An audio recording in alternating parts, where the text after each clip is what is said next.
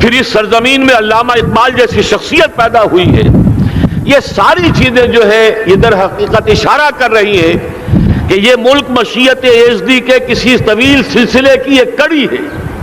اور وہ سامنے آ گیا تھا کہ سن 47 میں یہ قائم ہوا ہے اور پورے 9 مہینے بعد 14 اگست اور 13 مئی 14 اگست سن 47 اور 13 مئی سن 48 پورے 9 مہینے بعد اسرائیل عالم وجود میں آ گیا.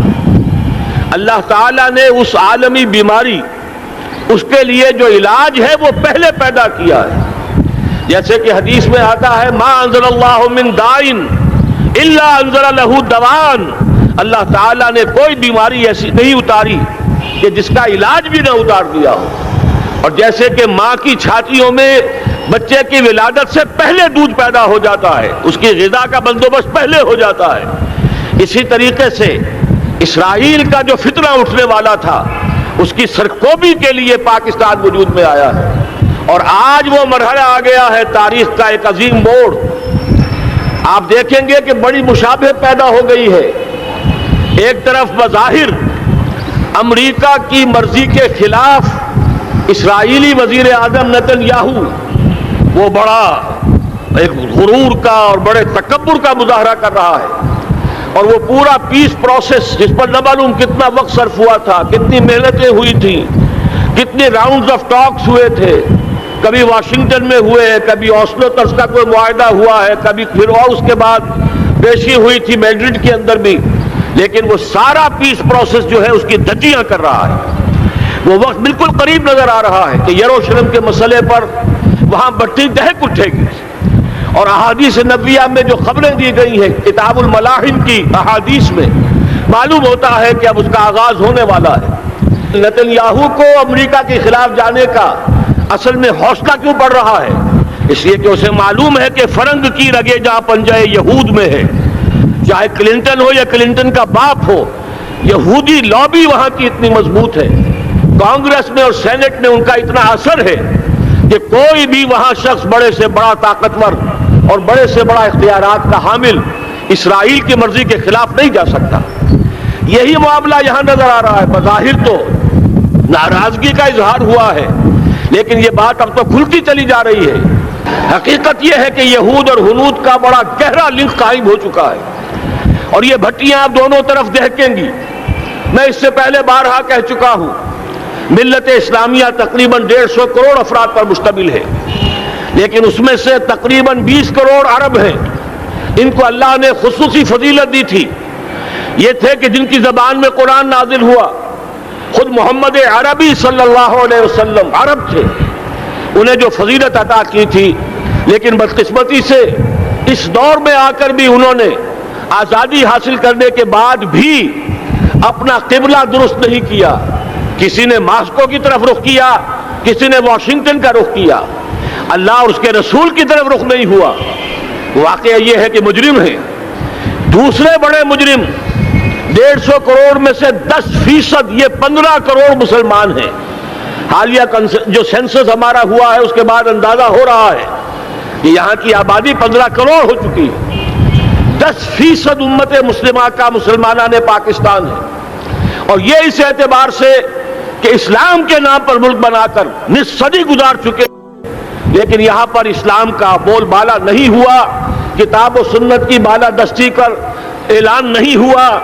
دستور میں ساری اسلامی دفعات موجود، لیکن اس کے ساتھ ہی ایسے خلا موجود، چور دروازے موجود کہ کوئی دفعہ بھی مؤثر نہیں ہے. یہ منافقت کا پلندہ لے کر ہم چل رہے ہیں اس دستور کو، اس دستور مملکت پاکستان کو.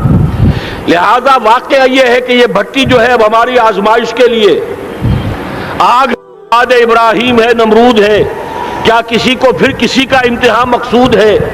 اس لیے میں نے وہ آیت بھی آپ کو سنائی وَلَنَبْلُوَنَّكُمْ بِشَيْءٍ مِّنَ الْخَوْفِ وَالْجُوعِ.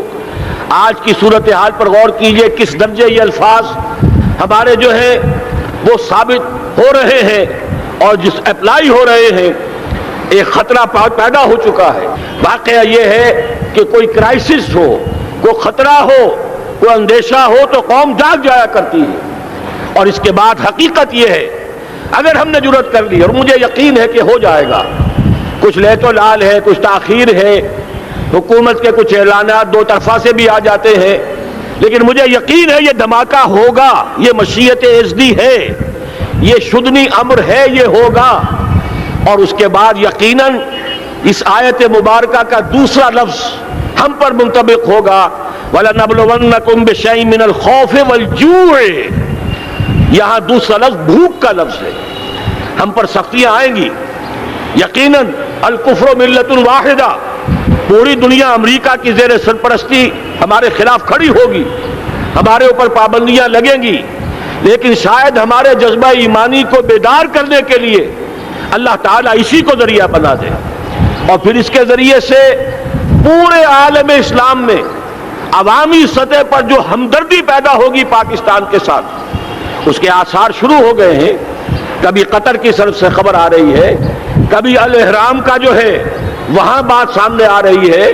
معلوم ہو رہا ہے کہ جو بھی پبلک اوپینین ہے پورے عالم اسلام میں، اس کی وجہ کیا ہے؟ میں نے اپنے پچھلے جمعے کے خطاب میں عرض کیا تھا کہ جیسے پاکستان سلطنت خداداد پاکستان ہے، ایسے ہی اس کی ایٹمی صلاحیت یہ بھی خداداد ہے، اللہ نے چھپر پھاڑ کر ہمیں دی ہے۔ ایسا نہیں تھا کہ ہم نے لیبارٹریاں بنائی ہو، ہمارے سینکڑوں اور ہزاروں سائنسدان ریسرچ میں لگے ہوئے ہوں، نہیں، اچانک اللہ تعالیٰ کی طرف سے ہمیں ایک نعمت غیر مترقبہ عطا ہو گئی ڈاکٹر عبدالقدیر کی شکل میں۔ پھر نہ معلوم کس کس ذریعے سے اس پروگرام کو آگے بڑھانے کے لیے جن پرزوں کی ضرورت تھی، کس کس ذریعے سے وہ پرزے یہاں پہنچے ہیں۔ یہ بھی خالص خداداد صلاحیت ہے، اور اس کو سمجھ لینا چاہیے کہ یہ ہمارے لیے ایک فرض کفایہ کے درجے میں ہے پوری امت مسلمہ کی طرف سے۔ اس کی وجہ کیا ہے؟ پورے عالم اسلام میں کہیں اور یہ صلاحیت موجود نہیں۔ کچھ ایٹمی دانت نکلنے کا امکان پیدا ہوا تھا عراق میں، آپ کو معلوم ہے کئی سال پہلے اسرائیل کے جیٹس آئے اور اس کی ایٹمی تنصیبات کو تہس نہس کر کے چلے گئے۔ اس کے بعد جو کچھ ہوا ہے خلیج کی جنگ میں، اس کا اگلا پچھلا کھایا پیا سارا اگلوا دیا، اور اس کے لیے جو پابندیاں ہیں شدید سے شدید تر ابھی تک چلی آ رہی ہیں۔ تو اچھی طرح سمجھ لیجئے کہ پورے عالم اسلام میں صرف ایک پاکستان ہے، پوری دنیا میں صرف ایک ملک ہے جو اسلام کے نام پر بنا، پورے عالم اسلام میں صرف ایک ملک ہے جس کے پاس ایٹمی استعداد ہے۔ ان دونوں چیزوں کو سامنے رکھیے تو پھر مشیت اعزدی میں مختلف چیزیں جو اللہ تعالیٰ کی اس تدبیر کے اندر موجود ہے، اس کی کچھ نہ کچھ کڑیاں جو ہے ملتی نظر آتی ہیں۔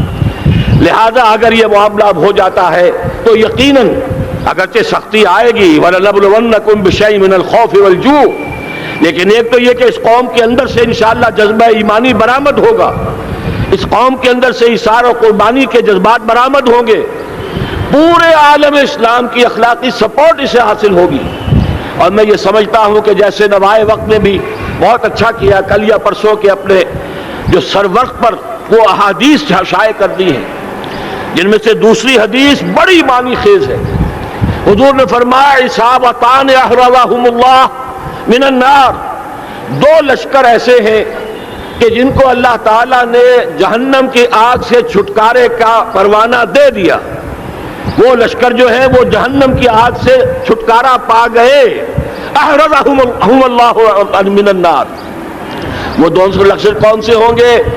اصابت یغزو الہند، ایک وہ کہ جو ہندوستان پر حملہ آور ہوگا، اور دوسرا وہ جو حضرت مسیح علیہ السلام کے ساتھ جبکہ ان کا نزول ہوگا، اور اللہ تعالیٰ ایک مجدد، اس آخری دور کے مجدد کی حیثیت سے حضرت مہدی کو بھی ہمارے درمیان میں سے اٹھائے گا، اور پھر جو آخری فیصلہ کن جنگ ہوگی الملحمۃ العظمیٰ، اس کے لیے یہاں سے فوجیں جائیں گی ان کی مدد کے لیے۔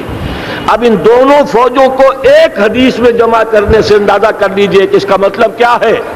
یہ علاقہ پاکستان اور اس سے ملحق افغانستان، یہ علاقہ ہے کہ جو اسلام کا گہوارہ پہلے بنے گا، یہاں سے فوجیں جائیں گی، اور دائیں بھی اور بائیں بھی، مشرق میں بھی اور مغرب میں بھی، اور یہیں سے انشاءاللہ تعالی اسلام کا جو عالمی غلبے کا جو وعدہ ہے اللہ کا، کی خبر دی ہے محمد رسول اللہ صلی اللہ علیہ وسلم نے لا يبقى على الارض بیت وبر ولا مدر الا ادخلہ اللہ کلمۃ الاسلام، اس روئے ارضی پر کوئی گھر بچے گا نہ خیمہ بچے گا جس میں اللہ تعالیٰ کلمہ اسلام کو داخل نہ کر دے۔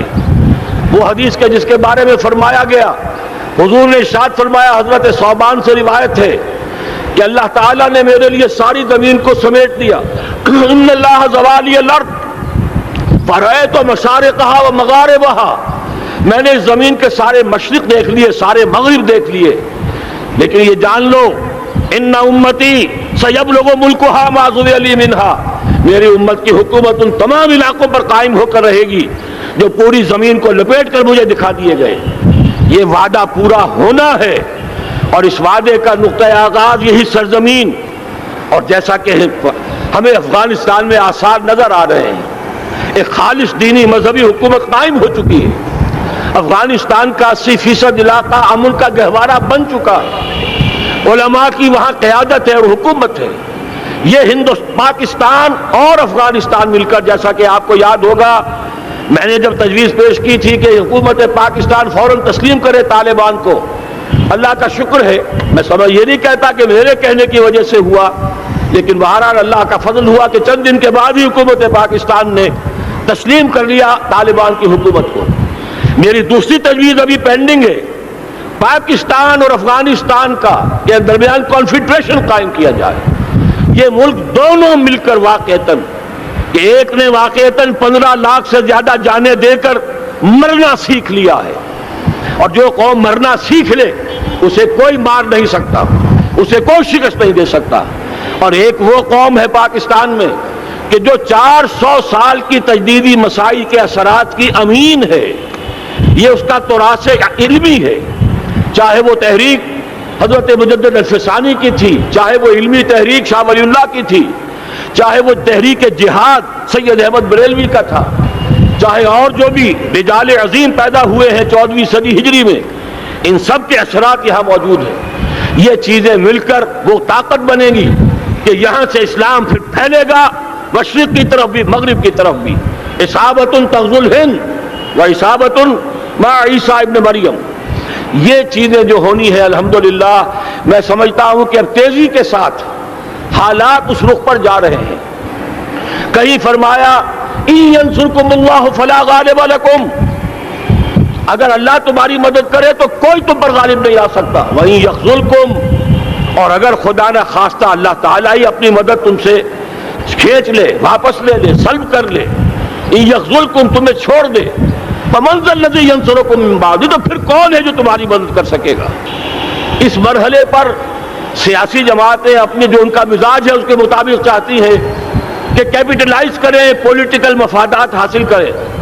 بہرحال میرے نزدیک ایک کنسنسس ہونا چاہیے، ایک نقطے کا دھماکہ ہونا چاہیے، اور نمبر 2 اللہ اور اس کے رسول کے ساتھ صلح اور اللہ کی مدد کی ضمانت حاصل کرنے کے لیے کتاب و سنت کی ٹوٹل بالادستی، پورے دستور پاکستان میں کوئی شے اس کے منافی ہو اس کو نکال کر باہر کر دیا جائے، نفاق سے پاک کر دیا جائے۔ جیسے دعا ہے اللہم ربنا طہر قلوبنا من النفاق، اسی طرح دعا مانگیے کہ اللہ ہمارے ملک کے دستور کو نفاق سے پاک کر دے، اور وہ ساری ترامیم جن کا کہ ہم نے ایک مہم بھی چلائی تھی، وہ ترامیم جس کا تقریباً وعدہ کیا تھا نواز شریف صاحب نے، جس کے لیے 2 مرتبہ ایک محفل میں کہا تھا راجہ ظفر اللہ صاحب سے کہ راجہ صاحب پھر تیاری کیجئے اور دستور کی ترمیم کا بل تیار کیجئے، لیکن یہ کہ معلوم ہوتا ہے کوئی بڑا ہاتھ ایسا تھا جس نے روک دیا ہے۔ یہی ہاتھ ہے جو آج ہمیں ایٹمی دھماکہ کرنے سے روک رہا ہے۔ ہمیں چاہیے کہ یہ دونوں دھماکے بیک وقت کریں، اور ان دونوں دھماکوں کے بعد پھر چاہے دنیا کی کوئی طاقت ہماری دشمن بن جائے، ہمارے لیے اللہ تعالیٰ کی مدد و نصرت ہوگی۔ وَلَنَبْلُوَنَّكُمْ بِشَيْءٍ مِّنَ الْخَوْفِ وَالْجُوعِ وَنَقْصٍ مِّنَ الْأَمْوَالِ وَالْأَنفُسِ وَالثَّمَرَاتِ وَبَشِّرِ الصَّابِرِينَ الَّذِينَ إِذَا أَصَابَتْهُم مُّصِيبَةٌ قَالُوا إِنَّا لِلَّهِ وَإِنَّا إِلَيْهِ رَاجِعُونَ۔ تو قوم انشاءاللہ تعالی، میں یہ سوچا کرتا تھا قوم مردہ ہے، بے حس ہو چکی ہے، دین سے عام طور پر بیزاری پیدا ہوتی جا رہی ہے، جو ہمارے دینی قیادت ہے اس سے بھی لوگوں کے اندر مایوسی پیدا ہو رہی ہے، کیسے ہوگا؟ میں نے بارہا کہا جب میں یہ شواہد دیکھتا ہوں جو حدیث میں ہے، جس کی خبریں دی گئی ہیں، 400 سال کی تاریخ دیکھتا ہوں، تو مجھے پاکستان کا مستقبل بہت شاندار نظر آتا ہے۔ یہ تو مشیت ایزدی میں کسی بہت اہم رول کو پلے کرنے کے لیے قائم ہوا ہے۔ جب میں زمینی حالات کو دیکھتا ہوں تو مایوسی ہوتی ہے، لیکن میں یہ سمجھتا ہوں کہ وہ وقت آ گیا ہے کہ جس میں یہ قوم جھنجھوڑی جائے۔ ایک دفعہ کا یہ جھنجھوڑا جانا انشاءاللہ تعالی ہمارے بہت سے دل اندر دور کر دے گا۔ آخر چینی کیا تھے؟ ایک 10 صدی پہلے کے چینی افریقی قوم آج کہاں سے کہاں پہنچ گئی ہے۔ ہمارے اندر بھی چاہے یہ کہ اوپر راکھ ہے، اندر چنگاریاں ہیں، ان چنگاریوں کے بھڑکنے کا وقت آ گیا ہے، اور انشاءاللہ العزیز اسی ایٹمی دھماکے سے اس پورے عمل کا جو ہے آغاز ہو جائے گا، جس سے یہ سرزمین پاکستان اسلام کا گہوارہ بنے، اور پھر یہاں سے پوری دنیا میں اسلام کے غلبے کی جد و جہد کا آغاز کیا جائے۔ بس میں اسی پر اتفاق کر رہا ہوں۔ اللہ تعالیٰ سے دعا کرتا ہوں کہ وہ ہمارے حکمرانوں کو، اگر تو کوئی تاخیر ہو رہی ہے انتظامی امور کی وجہ سے، کوئی بات نہیں، بہرحال معاملہ ایک اچانک ہو گیا ہے، لیکن مجھے توقع ہے کہ انشاءاللہ وہ دھماکہ ہوگا اور جلد ہوگا۔